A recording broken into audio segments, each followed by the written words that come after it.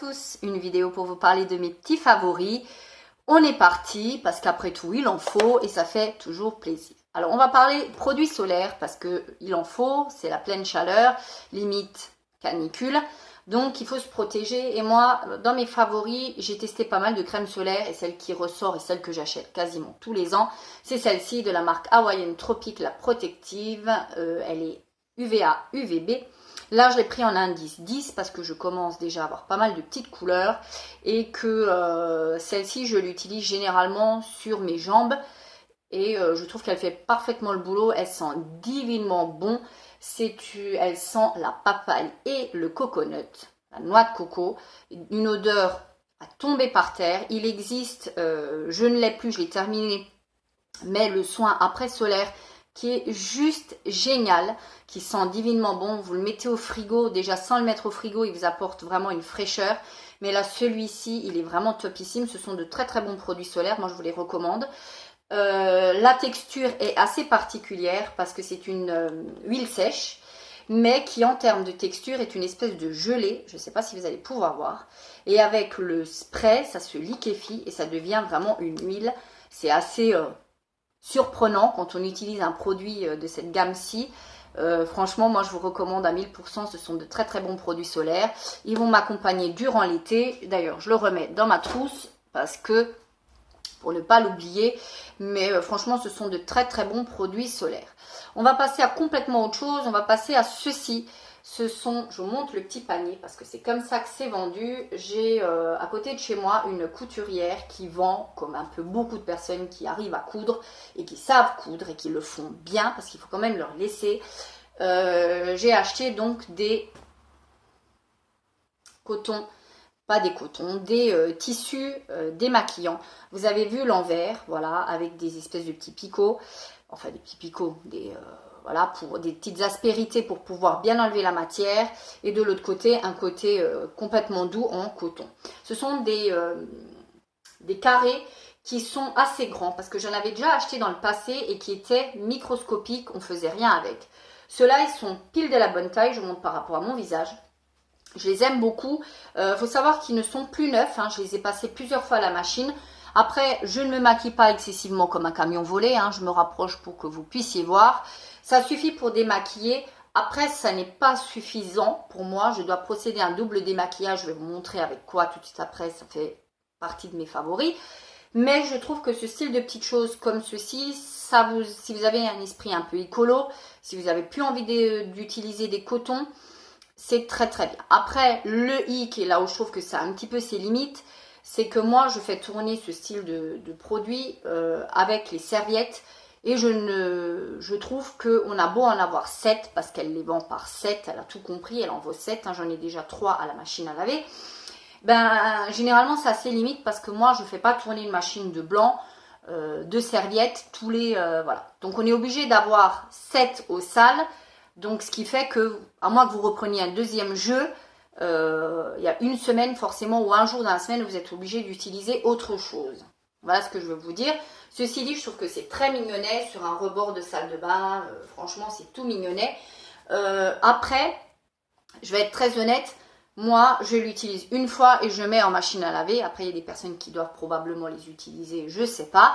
En tout cas, il me faudrait un deuxième jeu, mais je trouve que vu le prix, elles ne sont pas forcément données. Mais par contre, je les trouve très très bien. Je les ai passées en machine à plusieurs reprises, elles n'ont pas bougé. Donc, franchement, ça fait partie d'un de mes favoris. Pour aller avec ceci, je fais donc un double démaquillage, comme je vous ai dit. Et je fais un double démaquillage avec de la mousse, tout simplement, la mousse nettoyante, qui est une de mes formules préférées pour le démaquillage. J'ai choisi celle-ci, donc la praticité, hein. Un pchit suffit pour faire tout le visage. J'ai celle-ci de la marque Balea qui est pour peau sensible. Voilà. J'aime beaucoup, franchement, ça fait parfaitement le boulot. Elle démaquille idéalement. Faut avoir les yeux bien fermés si vous le faites au niveau des yeux parce que sinon ça picote très très légèrement. Moi je le fais aussi, ça ne me dérange pas. J'aime beaucoup. Très très bon produit, très très petit prix. Ça mousse pile ce qu'il faut. Il y a une petite odeur très discrète, mais une petite odeur quand même. J'aime énormément les produits Balea et celui-ci c'est vraiment un de mes chouchous.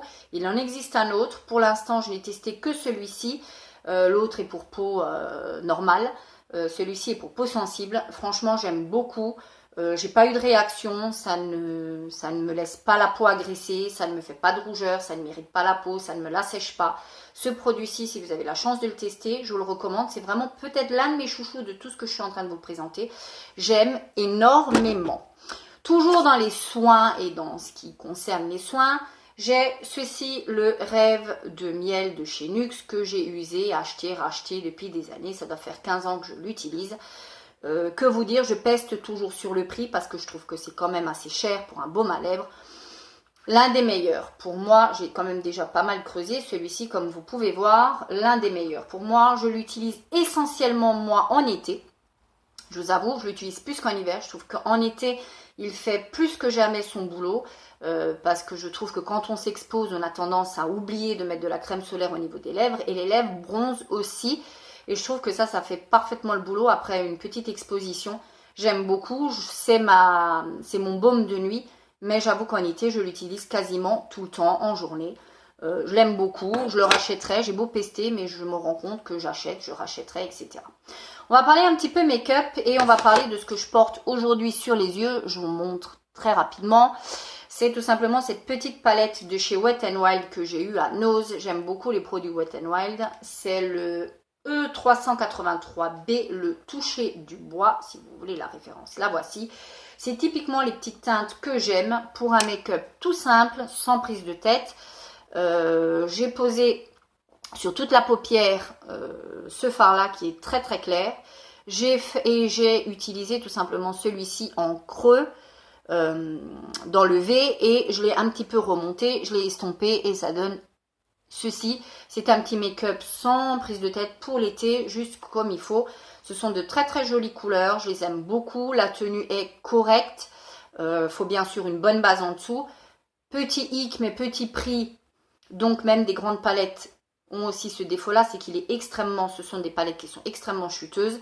Ceci dit, moi ça ne me dérange pas.